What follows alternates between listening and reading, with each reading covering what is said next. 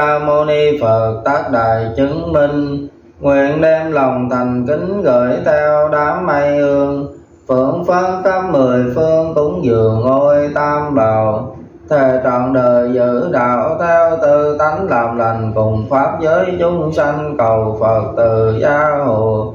Tâm Bồ Đề kiên cố chí tu hồng vững bền, xa bể khổ nguồn mê chóng quay về bờ gian.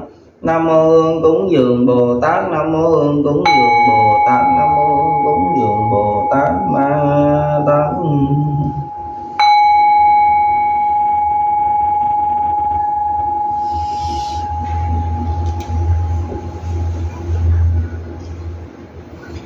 Đấng pháp vương vô thượng, ba cõi chẳng ai bằng. Thầy dạy khắp trời người, cha lành chung bốn loài. Quy tròn một niệm, dứt sạch nghiệp ba kỳ, xương dương cùng tán thán, muôn kiếp không cùng tầng. Phần chúng sanh tánh thường rộng lặng, đạo cảm thông không thể nghĩ bằng. Lưới để châu vi đạo tràng, mười phương phân báo hào quang sáng ngời. Trước bảo tọa thân con ảnh hiện, cúi đầu xin thề nguyện quy hay. Chí đông đại lễ Nam mô tận hư không biến pháp giới quá hiền, vì lai thập phương chư Phật tôn pháp hiền thánh tăng thường trụ tam bảo.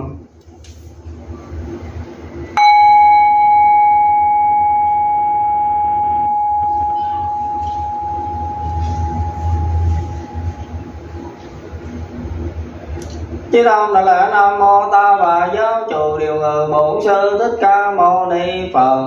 Long hoa giáo chủ đương lai hạ sanh, di lòng tôn phân đại trí văn thù sư lợi Bồ Tát. Đàn Phổ Hiền Bồ Tát hộ pháp chư tôn Bồ Tát, Linh Sơn hồi tường Phật Bồ Tát.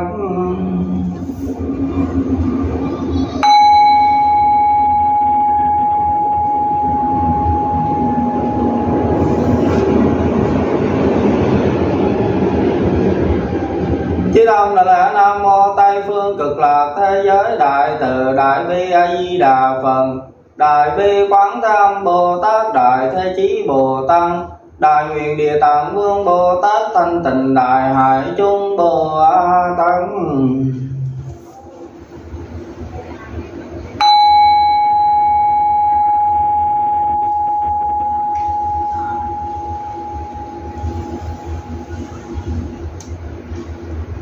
Từ thời đệ tử chung đẳng phúng tùng và quỳ lạy đại thừa diệu pháp liên hoa kinh.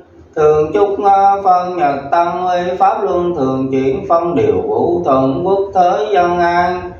Tập bệnh tiêu trừ nơi nơi, dứt hết đau binh mọi giới, cùng tu đường phước tuệ lại nguyện. Âm siêu dương thế hải yến hà thanh, pháp giới chúng sanh tình giữ vô tình, thề đồng thành Phật đạo.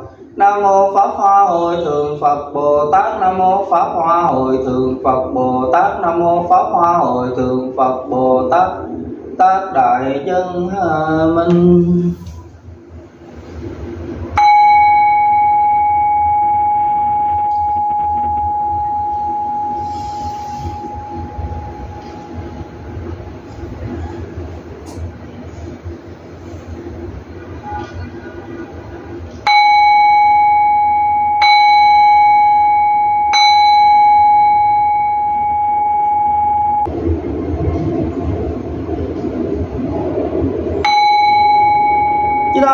Nam mô Đại Thừa Phật Liên Hoa Kinh, Nam mô Pháp Hoa Hội Thượng Phật Bồ Tát đều. Chí đông đại lễ Nam mô Đại Thừa Phật Liên Hoa Kinh, Nam mô Pháp Hoa Hội Thượng Phật Bồ Tát dùng.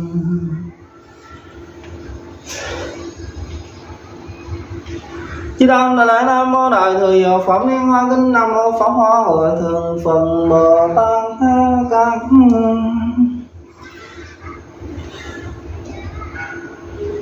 Chí đông đại lễ Nam mô Đại Thừa Phật Liên Hoa Kinh, Nam mô Pháp Hoa Hội Thượng Phật Bồ Tát Thần.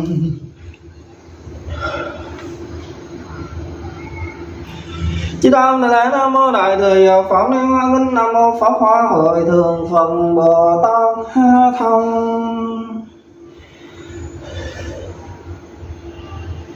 Chư Tăng Đà La Nam Mô Đại Từ Hiệu Pháp Liên Hoa Kính Nam Mô Pháp Hoa Hội Thượng Phật Bồ Tát Ha Đồ.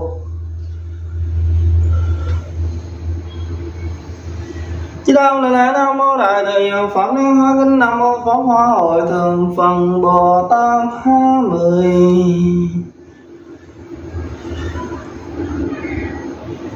Chư Tăng Đà La Nam Mô Đại Từ Hiệu Pháp Liên Hoa Kính Nam Mô Pháp Hoa Hội Thượng Phật Bồ Tát Phương.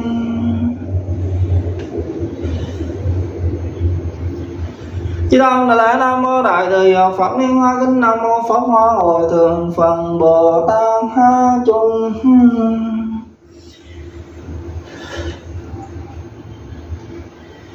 Chư Tăng Đà La Nam Mô Đại Từ Hiệu Pháp Liên Hoa Kính Nam Mô Pháp Hoa Hội Thượng Phật Bồ Tát Ha Sanh.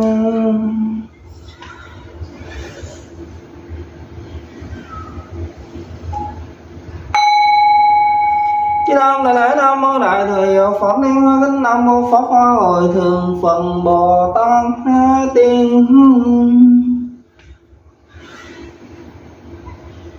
Chư Tăng Đà La Nam Mô Đại Từ Hiệu Pháp Liên Hoa Kính Nam Mô Pháp Hoa Hội Thượng Phật Bồ Tát Ha Đồn.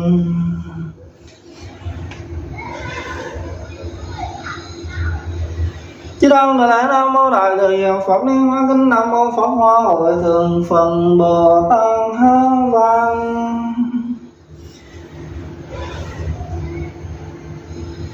Chư Tăng Đà La Nam Mô Đại Từ Hiệu Pháp Liên Hoa Kính Nam Mô Pháp Hoa Hội Thượng Phật Bồ Tát Ha Khắp.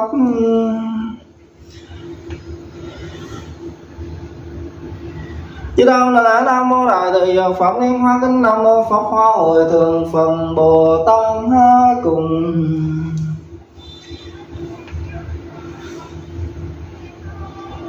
Chư Tăng Đà La Nam Mô Đại Từ Hiệu Pháp Liên Hoa Kính Nam Mô Pháp Hoa Hội Thượng Phật Bồ Tát Ha Lầm.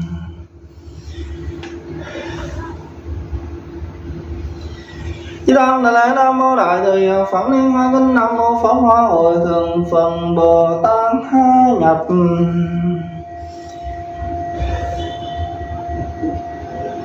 Chư Tăng Đà La Nam Mô Đại Từ Hiệu Pháp Liên Hoa Kính Nam Mô Pháp Hoa Hội Thượng Phật Bồ Tát Ha Vào.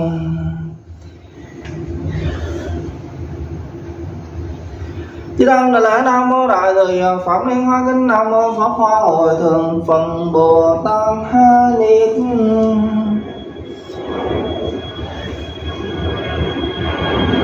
Chư Tăng Đà La Nam Mô Đại Từ Hiệu Pháp Liên Hoa Kính Nam Mô Pháp Hoa Hội Thượng Phật Bồ Tát Ha Bàn.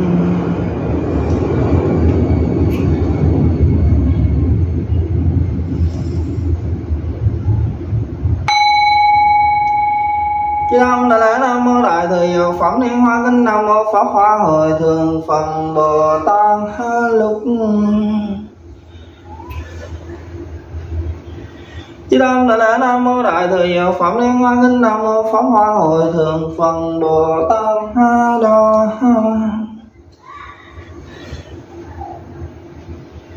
Chư Tăng Đà La Nam Mô Đại Từ Hiệu Pháp Liên Hoa Kính Nam Mô Pháp Hoa Hội Thượng Phật Bồ Tát Ha Bậc.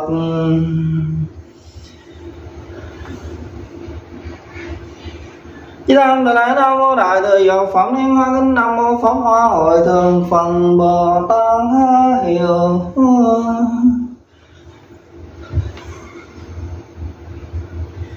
Chư Tăng Đà La Nam Mô Đại Từ Hiệu Pháp Liên Hoa Kính Nam Mô Pháp Hoa Hội Thượng Phật Bồ Tát Ha Học.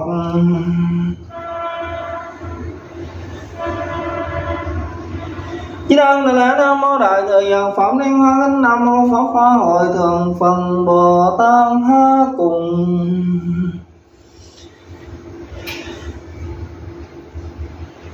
Chư Tăng Đà La Nam Mô Đại Từ Hiệu Pháp Liên Hoa Kính Nam Mô Pháp Hoa Hội Thượng Phật Bồ Tát Ha Vô.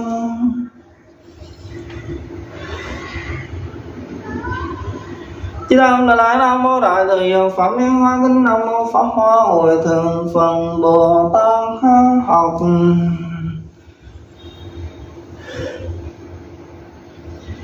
Chư Tăng Đại Lễ Nam Mô Đại Từ Phẩm Liên Hoa Kính Nam Mô Pháp Hoa Hội Thường Phần Bồ Tát hai.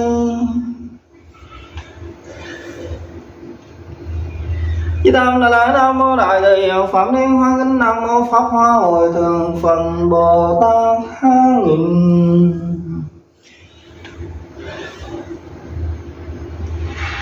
Chư Tăng Đại Lễ Nam Mô Đại Từ Phẩm Liên Hoa Kính Nam Mô Pháp Hoa Hội Thường Phần Bồ Tát 2 người.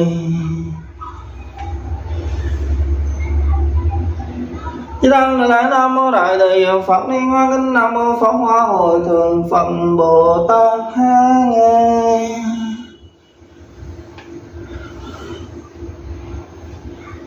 Chư Tăng Đại Lễ Nam Mô Đại Từ Phẩm Liên Hoa Kính Nam Mô Pháp Hoa Hội Thường Phần Bồ Tát 2 đức.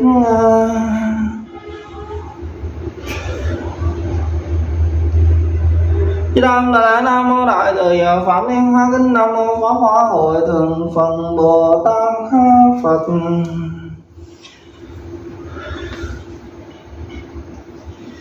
Chư Tăng Đại Lễ Nam Mô Đại Từ Phẩm Liên Hoa Kính Nam Mô Pháp Hoa Hội Thường Phần Bồ Tát Thọ.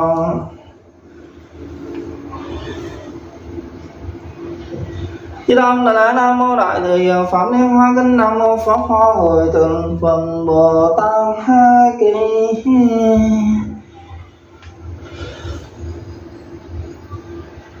Chư Tăng Đại Lễ Nam Mô Đại Từ Phẩm Liên Hoa Kính Nam Mô Pháp Hoa Hội Thường Phần Bồ Tát hai vui.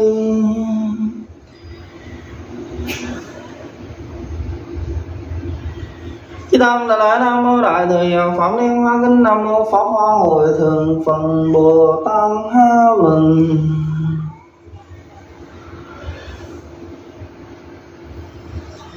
Chư Tăng Đại Lễ Nam Mô Đại Từ Phẩm Liên Hoa Kính Nam Mô Pháp Hoa Hội Thường Phần Bồ Tát hai hơn.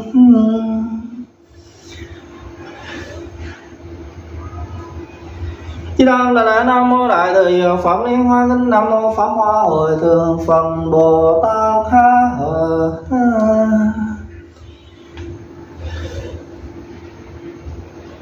Chư Tăng Đại Lễ Nam Mô Đại Từ Phẩm Liên Hoa Kính Nam Mô Pháp Hoa Hội Thường Phần Bồ Tát hai mà.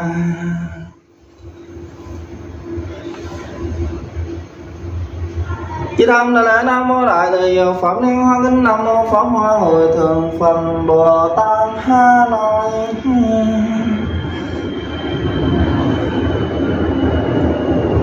Chư Tăng Đại Lễ Nam Mô Đại Từ Phẩm Liên Hoa Kính Nam Mô Pháp Hoa Hội Thường Phần Bồ Tát hai kệ.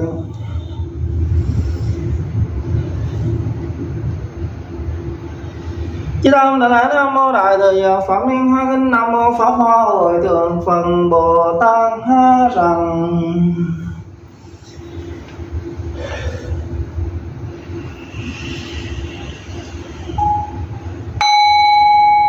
Chư Tăng Đại Lễ Nam Mô Đại Từ Phẩm Liên Hoa Kính Nam Mô Pháp Hoa Hội Thường Phần Bồ Tát hai thế.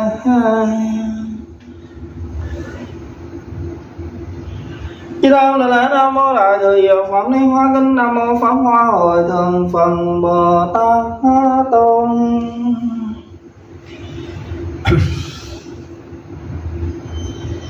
Chư Tăng Đại Lễ Nam Mô Đại Từ Phẩm Liên Hoa Kính Nam Mô Pháp Hoa Hội Thường Phần Bồ Tát hai đèn.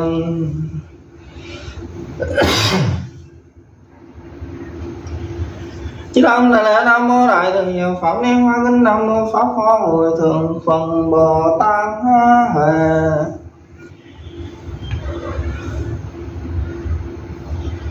Chư Tăng Đại Lễ Nam Mô Đại Từ Phẩm Liên Hoa Kính Nam Mô Pháp Hoa Hội Thường Phần Bồ Tát hai sang.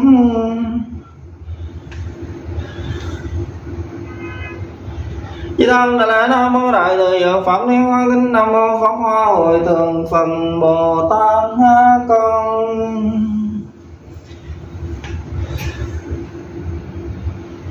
Chư Tăng Đại Lễ Nam Mô Đại Từ Phẩm Liên Hoa Kính Nam Mô Pháp Hoa Hội Thường Phần Bồ Tát hai nghe.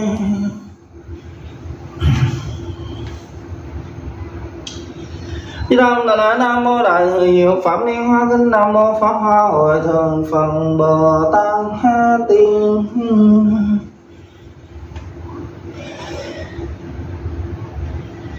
Chư Đông Đà La Nam Mô Đại Thừa Diệu Pháp Liên Hoa Kinh. Nam Mô Pháp Hoa Hội Thường Phật Bồ Tát Ha Thọ.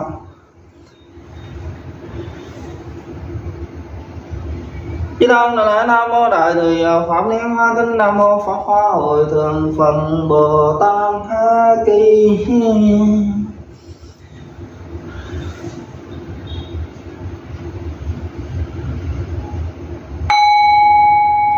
Chư Đông Đà La Nam Mô Đại Thừa Diệu Pháp Liên Hoa Kinh. Nam Mô Pháp Hoa Hội Thường Phật Bồ Tát Ha Lòng. Chư Đông Đà La Nam Mô Đại Thừa Diệu Pháp Liên Hoa Kinh. Nam Mô Pháp Hoa Hội Thường Phật Bồ Tát Ha Vui.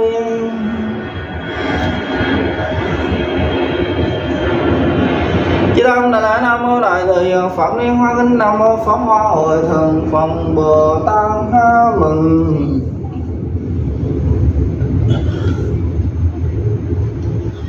Chư Đông Đà La Nam Mô Đại Thừa Diệu Pháp Liên Hoa Kinh. Nam Mô Pháp Hoa Hội Thường Phật Bồ Tát Ha Đầy.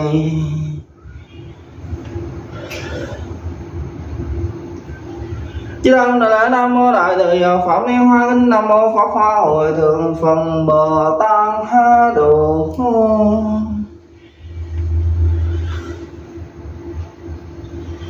Chư Đông Đà La Nam Mô Đại Thừa Diệu Pháp Liên Hoa Kinh. Nam Mô Pháp Hoa Hội Thường Phật Bồ Tát Ha Như.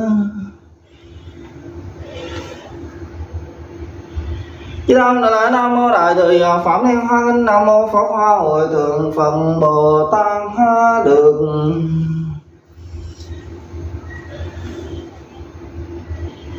Chư Đông Đà La Nam Mô Đại Thừa Diệu Pháp Liên Hoa Kinh. Nam Mô Pháp Hoa Hội Thường Phật Bồ Tát Ha Rơi.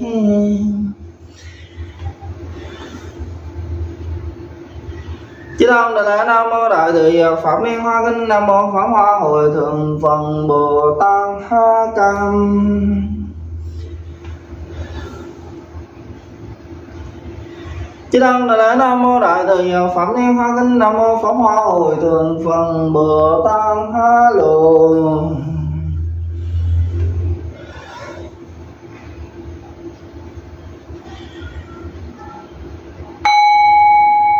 Chư Đông Đà La Nam Mô Đại Thừa Diệu Pháp Liên Hoa Kinh. Nam Mô Pháp Hoa Hội Thường Phật Bồ Tát Ha Ma Tăng. Chư Đông Đà La Nam Mô Quy Thường Trụ Thập Phương Chư Phật.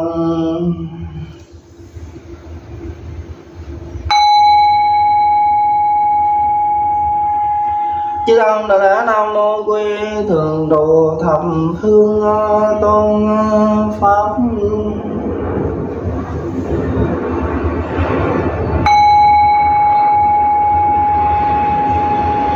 Chư Đông Đà La Nam Mô Quy Thường Trụ Thập Phương Hiền Thanh Tăng.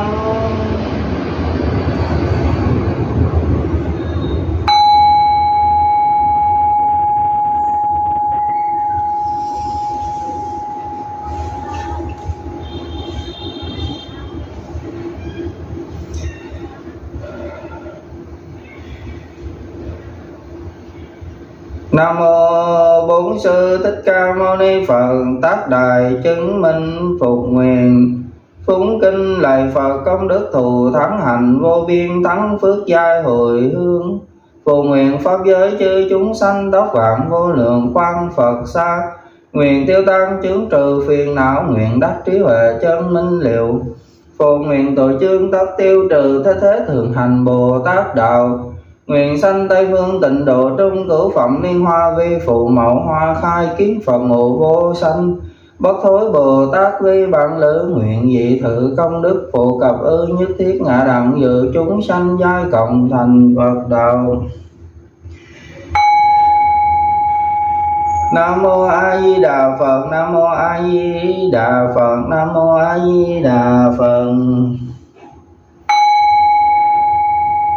nguyện đem công đức này hướng về khắp tất cả đệ tử và chúng sanh đều trọn thành Phật